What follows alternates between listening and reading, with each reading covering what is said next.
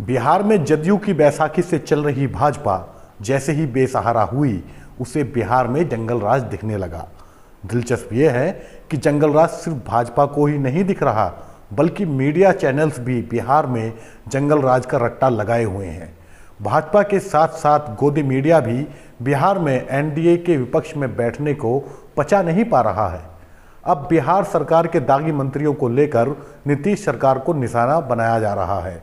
भाजपा आरोप लगा रही है कि नीतीश कुमार की महागठबंधन के साथ बनी सरकार की कैबिनेट में बहुत सारे दागी मंत्री हैं।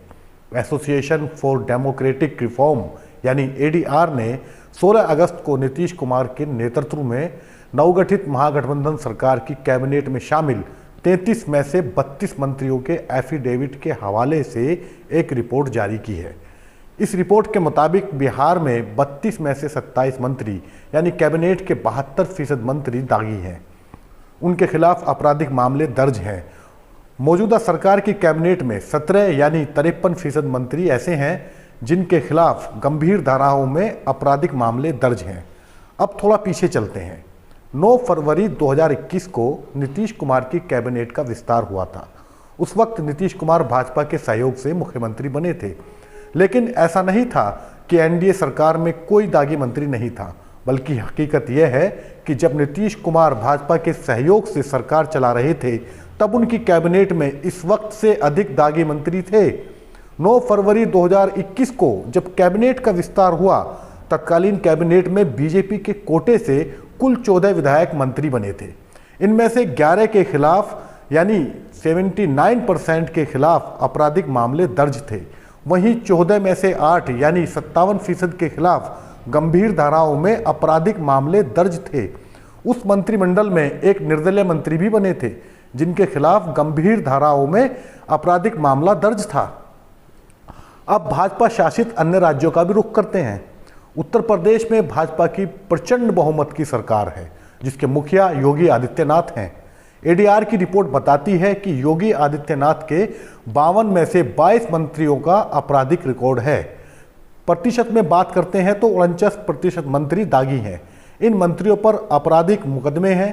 मौजूदा योगी सरकार में 20 मंत्री ऐसे हैं जिन पर गंभीर आपराधिक मामले हैं। एडीआर गंभीर अपराध उसे मानता है जिन धाराओं में 5 साल से ज़्यादा की सजा का प्रावधान है। इस प्रकार योगी सरकार में 44% मंत्री ऐसे हैं जिनके ऊपर गंभीर आपराधिक मुकदमे हैं।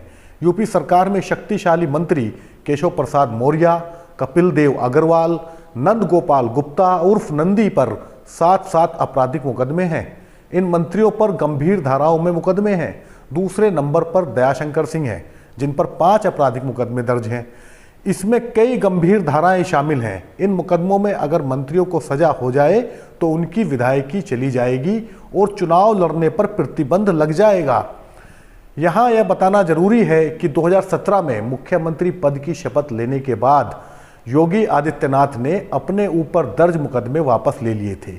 योगी आदित्यनाथ पर कब्रिस्तान की जमीन पर अतिक्रमण करने, दंगा करवाने का भी मुकदमा था, जिसे उन्होंने अपने पहले कार्यकाल में वापस ले लिया था और इस तरह योगी आदित्यनाथ बेदाग छवि के नेता बन गए थे। अब महाराष्ट्र का जिक्र करते हैं। महाराष्ट्र का जिक्र करना इसलिए ज़रूरी है क्योंकि एक तरफ जहां एनडीए ने महाराष्ट्र में सरकार बनाई, वहीं दूसरी ओर बिहार में एनडीए की सरकार गिर गई। अब महाराष्ट्र में शिवसेना के कोटे से एकनाथ शिंदे मुख्यमंत्री हैं, तो वहीं भाजपा के कोटे से देवेंद्र फडणवीस उप मुख्यमंत्री हैं। एडीआर की रिपोर्ट के मुताबिक महाराष्ट्र के 75% मंत्रियों ने अपने खिलाफ आपराधिक मामले दर्ज होने की घोषणा की है। महाराष्ट्र में 9 अगस्त को कैबिनेट विस्तार के तहत 18 मंत्रियों को शामिल किया गया था। राज्य में इस समय मुख्यमंत्री समेत 20 मंत्री हैं। इस विस्तार के बाद एसोसिएशन फॉर डेमोक्रेटिक रिफॉर्म यानी एडीआर और महाराष्ट्र इलेक्शन वॉच ने 2019 में विधानसभा चुनावों के दौरान पेश किए गए इन मंत्रियों के शपथ पत्रों का विश्लेषण किया। विश्लेषण के अनुसार 15 यानी 75% मंत्रियों ने अपने खिलाफ आपराधिक मामले घोषित किए हैं और 13 यानी कि 65% मंत्रियों ने अपने खिलाफ गंभीर आपराधिक मामलों की घोषणा की है। ये सभी मंत्री करोड़पति हैं। उनकी संपत्ति का औसत मूल्य 47.45 करोड़ रुपये है। मंत्रिमंडल में कोई महिला नहीं है, 8 मंत्री यानी 40% मंत्रियों की घोषणा के अनुसार उनकी शैक्षणिक योग्यता 10वीं से 12वीं कक्षा के बीच है, जबकि 11 यानी कि 55% मंत्रियों ने स्नातक या उससे ऊपर की शैक्षणिक योग्यता हासिल की है। इसके अलावा एक मंत्री के पास डिप्लोमा भी है। अब अगर केंद्र सरकार की बात करें तो मोदी मंत्रिमंडल में 42% मंत्री दागी छवि के हैं। एडीआर की एक रिपोर्ट के मुताबिक केंद्रीय मंत्रिमंडल के मंत्रियों में से 42% मंत्रियों ने अपने खिलाफ आपराधिक मामले होने की घोषणा की है। इनमें से 4 पर हत्या के प्रयास से संबंधित मामले दर्ज हैं।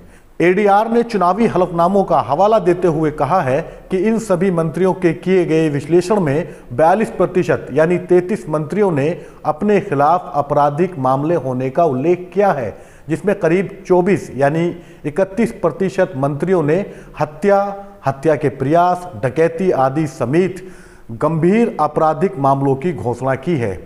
इस सब के बावजूद मीडिया को सारी खामियां सिर्फ बिहार सरकार में ही नजर आ रही हैं। दरअसल विपक्षी दलों को यह समझना होगा कि उनका मुकाबला सिर्फ सत्ता में बैठी भाजपा से नहीं है, बल्कि भाजपा के पैरोल पर चलने वाले गोदी चैनल्स, एंकराइन के अलावा भाजपाई अभिनेताओं से भी है।